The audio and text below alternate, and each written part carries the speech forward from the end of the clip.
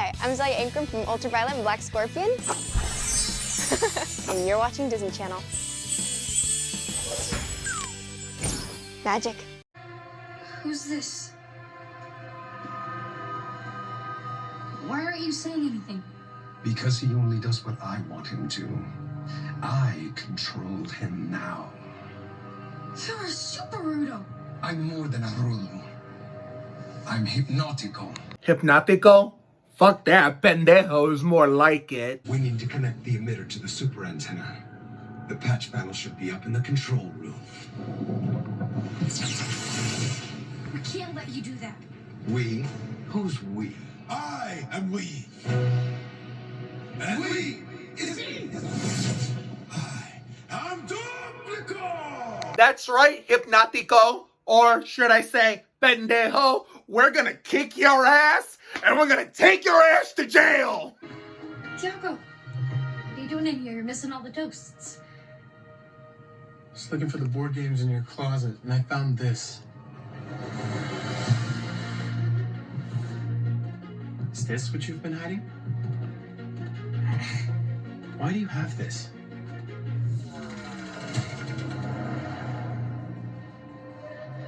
Put it on.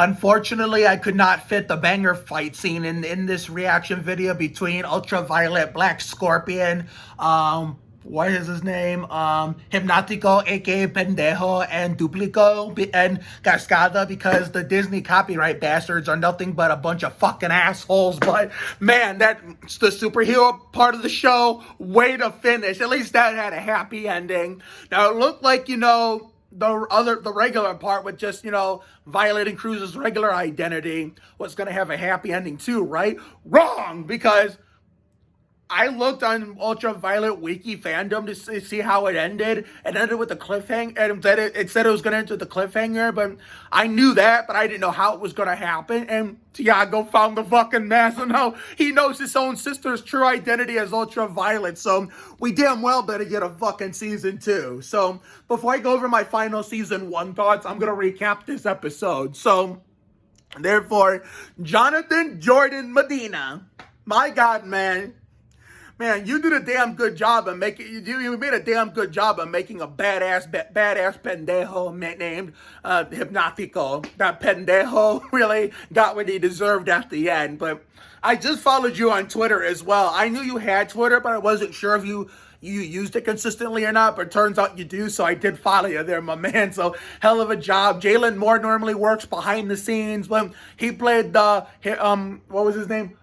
Duplico. He was the good guy. Like, oh, I'm not gonna fucking say that on camera because I don't want, you know, people rub people off the wrong way, even though I'm saying it to be silly. But if I ever meet you guys in person, then I'll say it like to you guys behind closed doors. But okay, but anyway, that's a conversation we're gonna save for another day. He was the good guy in all of this, but unfortunately, he didn't get to do shit because Hypnotico, aka Pendejo, was controlling Black Scorpion the whole fucking time. And Duplico was right. The one weakness Hypnotico, aka Pendejo, had was that he could only control one person at a time. And I got to address this, because I said I had to address this, and I'm about to. If he had the ability to control unlimited amount of people at a time, he probably would have controlled Ultraviolet too. I had this feeling Cascada was going to come in there and save the day. You know, save it like Brian Vickers, as I like to say. And guess what? She fucking did. And she helped, you know, Ultraviolet have Black Scorpion snap out of Hypnotico, aka Pendejo's, mind control. And when, well, he saw from the balcony what happened, you know, how, you know, him snapping back to his normal side, and so he decided to crank up that fucking power. He decided to crank that shit up and take out everybody's fucking eardrums. And so Black Scorpion, the head, wasn't fazed by it. He was the only one not affected by it, of course not, whether he got hypnotized or not. So he ran like Pat Sajak up the goddamn steps and to confront Hypnotico, and Hypnotico thought he was still Black Scorpion was still like, hey, don't do it, working together. And guess what? Black Scorpion gave that motherfucker and that whole device he was controlling, that booty Tony Barker treatment from The Price is Right and knocked that shit out, and best of all, knocked his ass out. Wipe yourself off, man. You dead. I loved everything about that superhero ending. Oh, mama. And the fact that Maya tried to help as a superhero herself. Maybe if we get season 2, Maya will become a superhero with actual legitimate powers, even though Duplico, being the good guy that he is, said the only superpower you need is to be smart. Well, Jalen, I know you played Duplico on camera, but Maya, or even her real life counterpart, Zelia. So you know what you are, Zelia? And Jalen was right in character. Jalen was right about you. You're smart. But you know what? If I was an actor and I had character on the show that was a good guy, and I was talking to you that scenario, if, Dan and Benji and Leo and Joe and Sandy let me say this in the script, I would have told you this, because this is something I say all the time in my everyday life and in real life, that Maya and you, Zelia Ankrum, are more than just smart. You're wise like Dale Earnhardt Jr., because you know what they say. You can't spell Budweiser without being wise. Get it? Get it? I hope you do, even though you probably were not alive when Dale Jr. drove the 8 Budweiser car for his dad's team, Dale Earnhardt Incorporated. The team owned by his dad, Dale Earnhardt Sr., who tragically passed away in the 2001 Daytona 500 on the last lap of the last term. All he did was smack the wall trying to help him and his other team car, Michael Waltrip, win that race, and not even trying to go for the win. But that's a conversation we're going to save for another day when NASCAR season's around, because NASCAR season just ended. And the fact that, I hope that if, Disney decides to pick up Ultraviolet season 2, the fact that Maya came in as a superhero, I hope that, gives, Dan and Benji and Joe and Leo Chu and Sandy Hamada. Oh, also got to give a shout out to Marissa Labog, who followed me at one point on Instagram, but then stopped. I don't know why, but she seemed really sweet, according to what Lorena Jorge said. So I followed her again so I can give her credit where credit is due as a stunt woman she is. I hope they bring, Maya in as a superhero for season 2, if we get season 2, fingers crossed. And, of course, Tiago wanted to go with fashion, and, I don't know why Nina didn't want him to do it, standing in the way. And then, I love how JC, Juan Carlos, agreed with her, but also disagreed. Like, you're robbing him of something that makes him happy. And so when JC caught Nina dancing like in her younger years, then that's when, Nina realized, you know what, do whatever you want. I'm not going to stand in your way, Tiago. And yep, that was the Greg Biffle installment for season 1. Now for my season 1 final thoughts.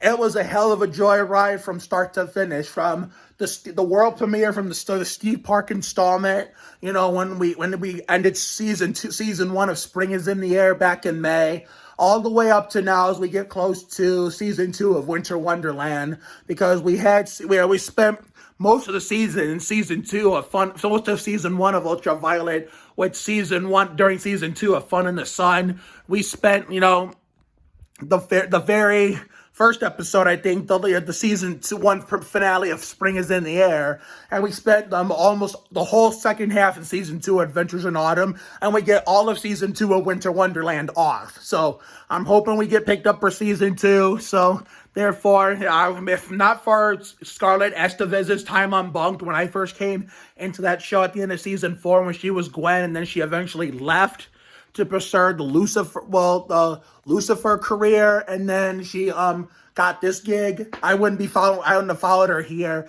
which means I also never would have met, her family members, her mom, Samantha Nicole, her grandmother, Maria, her grandfather, Louis, her dad, Anthony, and her cousins or sisters that I love dearly, Emma, Victoria, and Ava Estevez, especially Ava, who's finding lots of success as a senior in high school and is following in Scarlett's TV success footsteps as a successful high school senior. So, Ava, I'm really proud of you for how far you've come. Also, I'd like to give a shout out to Brian Blanco's mom, Andrea Blanco. I mean, Brian did a hell of a job this year, Andrea, even though he did a damn good job making Louis and Leon piss me the fuck off, and that included tonight, you know. But at least Brian makes Louis a damn good asshole. So when he showed up to, like, you know, snoop on Ultraviolet to VR his secret identity, I basically legit said straight up, quote unquote, oh great, here comes this asshole right here. And I'm talking about Louis that way, not Brian. J.R. Villarreal, I did add you as a friend on Facebook. I added Samantha, no, not Samantha. I added Maria. I haven't added Samantha yet, 'cause I want to get to know her first, and same with Andrea. But J.R. Villarreal, I love your Instagram posts where you said the show's over, I get to cuss again. I didn't know you said bad words. Well, as you can tell by the reaction videos I gave to you guys all season, I say bad words too, and it's all thanks to my dad when I was a 4-year-old little child on West 122nd in 1998, when I was in the middle of watching a late season 14 episode of Jeopardy, which is when I started watching Wheel and Jeopardy. But that's how when I started. But at this rate, we're probably going to have Scarlett saying bad words too. We're probably going to start having Brian say bad words. You know, Tiago, Brandon Russell, I should say. Brandon Russell seems really chill in real life. I think Tiago seems humble, but Tiago does have a tendency to get angry when necessary, and he saw that a lot this season, you know. All the guest stars that, you know, from Barbara Lauren, I don't hear her last name, but I can't remember how to say it. Barbara Lauren from the first episode, Millie Thorpe, who I sadly overlooked. I'm trying to think, who else was a guest star? That Kelly lady, I know I botched her last name completely, and I forgot what it was, so I don't feel like looking at it, you know, stopping the video to go check it out like on the page, but she's the one that played Miss Frizzle. She's the one that played Miss Frizzle. I mean, if I don't name all the guests, every single one, everybody in the grandma who appeared on the show for all 16 episodes, you know who you are. This was an incredible season. I mean, there's a lot of things that the show taught us, you know, where JC, played by Juan Alfonso, taught us that when, you know, this mainly goes towards the parents and grandparents who worry too much when it comes to their kids and grandkids, because I know Violet's 13 in the show, kind of like how Scully's still a kid, but he's still right. I mean, when the kids get older, you know, the parents and the grandparents need to start letting them worry about stuff on their own. Like worrying is fine, but you just man, there's going to be a point where you worry too much, and that's what the story is with my grandmother, my mom's mom, and I try to tell her this, but she don't listen. So maybe if she were to watch your show, in that particular episode, then maybe she'll realize what I've been saying this whole time. So therefore, yeah, that's another. Yeah. So hopefully, you know, there's a lot of families will utilize this. A lot of parents and grandparents will utilize this life lesson. Not just mine, but just parents and families in general. Not just my family, not just my mom and dad, not just my grandparents, but not just my family, but mothers, fathers, grandfathers, and families in general. And it's not just me. It's just sons and grandsons in general too, even daughters and granddaughters in general. You know what I mean? Yeah, it's part of being a family in life, part of life when it comes to family, you know, trying to let the kids worry about stuff on their own when they get older, you know, comparing, you know, they're getting to a point where you don't have to worry so much for them anymore. I mean, you can, but like, you can't really do it all that much no more. But anyway, yeah, I can't name off the guest stars at the top of my head, but you all had an awesome season. I mean, what got me more excited than just Scarlett, you know, being the main star of the show after being a supporter of her since Bunked, was the whole Livin' La Vida Ultra tagline, because that's my favorite song, Ricky Martin, Livin' La Vida Loca, since its March 23rd, 1999 release. And then the album came out, his first English one, May 11th, 1999, written by Robbie Draco Rosa and Desmond Child. And I know how to sing in both English and Spanish, so therefore, it was a perfect show to go with the Villains of Valley View, which does their season 1 finale next week with the Bobby Labonte installment. And then we get a bonus Jeremy Mayfield installment for Christmas at the beginning of December. And after that, we're done. So therefore, we get a long break from Disney Channel for starting in December when the holidays come around. I mean, we get like a temporary, long-term break on around Thanksgiving time.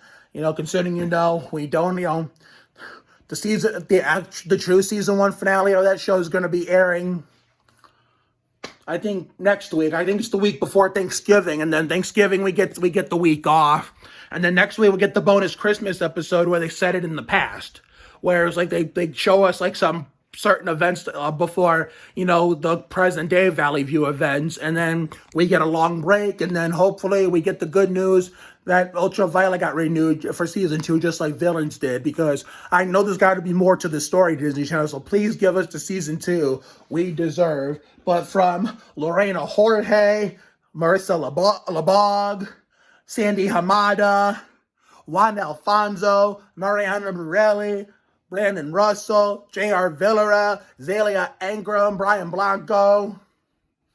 I'm trying to think. Who else is there? Jonathan Jordan Medina, Jalen Moore, the Honchos, Dan Hernandez, Benji Samet, Leo Chu, Eric Garcia, Raphael, whatever his last name is, because I can't tag him because of his settings. Barbara Lauren Coltron. I'm just taking a guess. I'll have to look it up. I don't know what her last name is. I haven't interacted with her since her appearance on the show. Millie Thorpe, that Kelly chick that plays Miss Frizzle. Of course, the most important of all, I mean, all the guest stars that appeared on this, but most important of all, the main reason why I'm here, Scarlett Estevez, and of course, I was able to meet, her family members, Samantha Nicole, Maria, Louis, Anthony, and most important of all, my personal faves, Emma Victoria, and the successful senior, Ava, and of course, Brian Blanco's mom, Andrea, who I'm trying to get to know, so I got a really loud house to catch up on, so I'm just going to end this video right there. I just keep repeating myself like a broken record. Thank you all for a great season 1. We had a lot of spectacular stuff and a lot of fire, scenes and banger episodes. I mean, I hope we get more for season 2 if Disney Channel does the right thing. But right now, this is going to be the last video for Ultraviolet until unless there's some potential birthday tributes for the actors on YouTube that are going to come in the future. Now, if I remember to make Scarlett, I know Scarlett's birthday is next month, so if I have something important coming up on her birthday, then I will make a birthday tribute for her for sure. And if I can find the proper, Violet and, Gwen clips. But right now, we got to go catch up on the really loud house on Nickelodeon. So, for the Rusty Wallace installment. So, thank you, Ultraviolet, for a hell of a first season. I hope, we get to see you all next year. So, and I'll close it out since we're not done yet for the night. I'll close it out like this. Salud. How do you say it? Salud, amor y familia. Gracias por pensar en mí. Adiós.